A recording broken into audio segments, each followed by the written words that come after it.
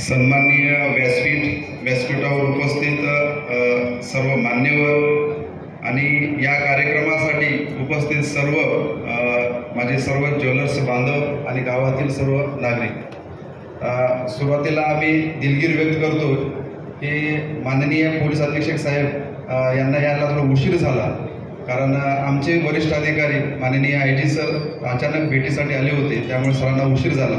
त्याबाबत पोलीस विभागातर्फे आम्ही पहिले दिलगिरी व्यक्त करतो। थोड्या वेळात साहेब पोहोचत आहेत। या ठिकाणी मार्गदर्शन करायचं म्हणजे आपल्याला सर्वांनाच माहीत आहे की BNS कायदा 2023 हा नवीन आला आणि त्यापूर्वी IPC होती, तो IPC आपण रद्द झाली आणि 2023 BNS आलेला आहे। त्याच्यामध्ये BNS 317 हे कलम आपल्या सगळ्याला माहीत आहे, कारण एखादी वस्तू चोरीची आहे हे आपल्याला माहीत असताना जर आपण एखादी सोबत खरेदी करतो, स्वतःजवळ बाळगतो किंवा स्वतःजवळ ठेवला तरी ते 317 मध्ये कंटेंट बसतात। तर 317 कधी प्रूव्ह होतो पुन्हा? ती वस्तू चोरीची आहे हे पहिले सिद्ध करावं लागेल आणि ही चोरीची आहे ही माहीतसुद्धा असताना आपण घेतोय आणि स्वतःजवळ बाळगली, ह्या गोष्टी जर सिद्ध झाल्या तर ते गुन्हा सिद्ध होतोय आणि सिद्ध करणे न्यायालयाची गोष्ट आहे। परंतु आपण सगळेजण ज्वेलर्स आहात आणि एखादी गुन्हा घडतो, चेन स्नॅचिंग असो इतर कुठलाही असो, त्यामध्ये पीडित व्यक्ती असतो, त्याचं सोनं गेलेलं असतं, दागिना गेलेला असतो आणि हा दागिना ज्यावेळेस आपल्याकडे नकळत विकायला येतो किंवा कशाला येतो त्यावेळेस आपल्याला डाऊट कळतं किंवा एखादा व्यक्ती सोनं घेऊन येतोय आणि कमी किमतीत विकतोय, आपल्याला जेव्हा डाऊट होतं ना तर ते डाऊट आपल्याला समजायला पाहिजे। आपण ज्वेलर्स दुकान चालवतोय त्याच्यामध्ये आपल्या सर्व सुविधा असायला पाहिजे, आपल्याकडे नोंदबुक असायला पाहिजे, CCTV कॅमेरे असायला पाहिजे, ह्या मूलभूत आहेत, म्हणजे आलेल्या याची नोंद झाली पाहिजे। तो एखादा येतो आपली ओळख खूप महत्त्वाची, KYC। एखादा ज्वेलर्स एखादा ग्रामीण भागामध्ये विशेषतः आपले दागिने विकायला येतात, पारंपरिक होतं अगोदर ज्वेलर्सला, आपल्या गावामध्ये जुनी पद्धत आहे की आपल्या गावातला व्यक्ती माहीत आहे का, ओळखतोय, हा आलाय, त्या ठिकाणी डाऊट नाही।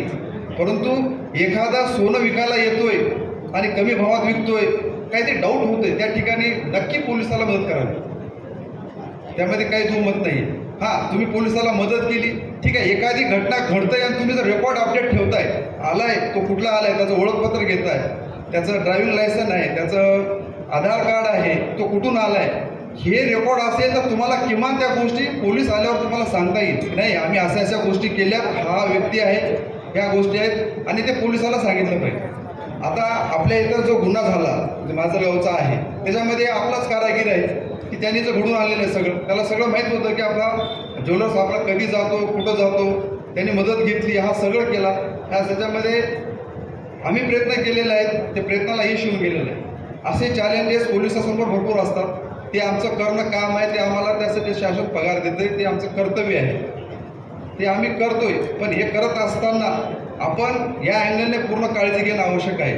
317 प्रमाणे 318 सुद्धा आहे BNS मध्ये, की जो रेग्युलरली चोरीचे साहित्य खरेदी विक्री घेतो, तो गुन्हा सेशन कमिट आहे, त्याला 10 वर्ष शिक्षा आहे। समजा एखादा असे प्रमाण फार कमी असतात, एखादा तो व्यवसायच करतो, एखादी चोरीच्या वस्तू दागिने आणले, घेणे, विकणे, ह्यामध्ये हे जर रेकॉर्डवर आलं तर त्याच्यामध्ये 318 कलम लागतो। 318 हे सेशन कमिट गुन्हा आहे, त्याच्यामध्ये 10 वर्ष शिक्षा आहे, तर तो गंभीर गुन्हा आहे। आधी हे आपल्या ज्वेलर्सच्या अनुषयाने हे 2 कलम खूप महत्त्वाचे आहेत। कायद्यामध्ये आपण इतर गोष्टी नाही, पण या 2 गोष्टी अनुषंगाने आपण राहिलं पाहिजे। आपण ज्वेलर्स दुकान चालवतो तर आपण CCTV कॅमेरा खूप महत्त्वाचा आहे। आपल्याकडे लॉकर्स आहे, सोन्याचे दागिने आहेत, आपण एखाद्या ग्रामीण भागामध्ये जुन्या पद्धतीने आपण सोन्याचे दागिने विकायला बाजारात जातो, इतर जातो, त्या ठिकाणी काळजी घेतली पाहिजे। मोटरसायकलवर न नेता 4 चाकी वाहन आहे का, इतर कशी सुरक्षितता घेता येईल त्या पद्धतीने घेतलं पाहिजे।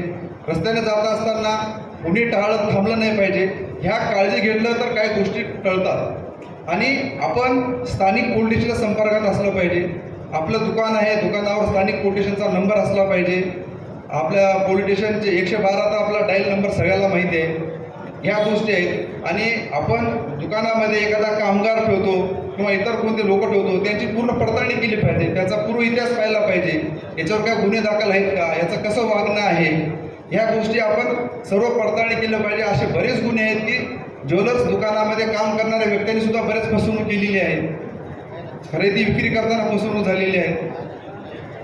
आणि दुसरी गोष्ट आहे, बरेच ज्वेलर्स काय असतात की जर एखाद्याने चोरीचं आहे माहीत आहे तरी घेतलं तर त्याची पुन्हा एखादी लगड बनवणे ठेवणे ह्या गोष्टी खूप आहेत.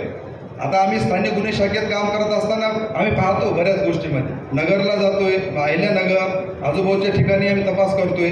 आपल्या जिल्ह्यातले सगळे ज्वेलर्स असोसिएशन आणि सर्व सदस्य आहेत यांना मॅडम सांगणं आहे की पोलिसांना मदत करा. पोलीस स्वतःहून काही करत नाही. आता तर 2024मध्ये परिपत्रक निघालेलं आहे की ज्वेलर्सच्या सुरक्षेबाबत पोलिसांनी काय करायला पाहिजे, कसं राहायला पाहिजे. आपली राज्यस्तरीय दक्षता समिती स्थापन झालेली आहे. आता आपण जिल्हास्तरीय समिती स्थापन केलेली आहे, त्या सदस्य कमी आहेत. आपण आज पुन्हा सदस्य आपण जास्तीत जास्त घेऊया आणि राज्यस्तरीय समितीची बैठकी वर्षातून होत असेल पण आपण 3 महिन्यामध्ये बैठक घेणे आपल्याला कंपल्सरी आहे. म्हणजे आपलं कम्युनिकेशन राहणार आहे. आज आमची 21 वर्ष सर्व्हिस झालेली आहे.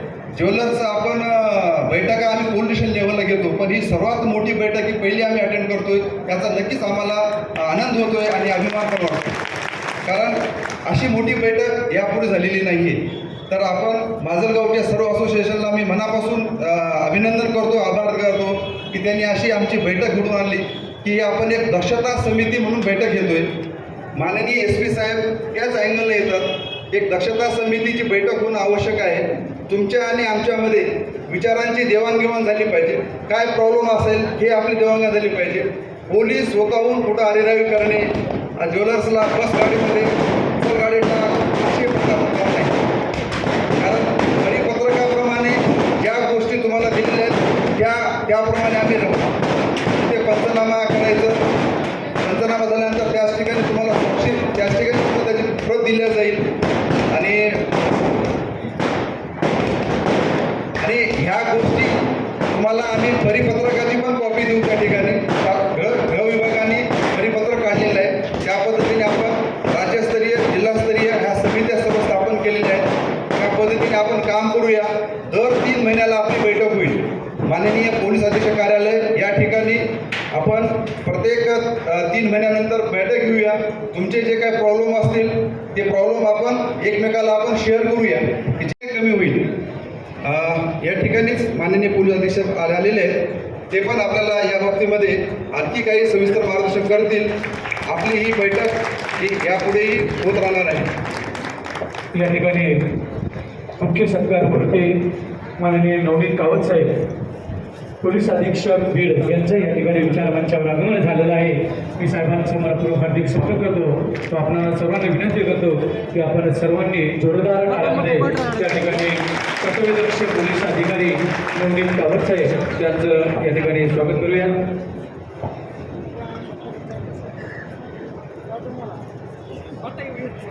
याच्यामधून कशी चांगली पोलिसिंग करता येईल आणि त्यामध्ये तुम्हाला कुठली अडचण न होता आणि एखाद्या पीडित व्यक्तीला जे गुन्हा घडलेला आहे त्याला कशी मदत होईल आणि एका आरोपीला कशा पद्धतीने आपण त्याच्या विरुद्ध त्याला गुन्हा साबित करून त्याला शिक्षा करू, यासाठी सगळ्यांनी मदत करूया.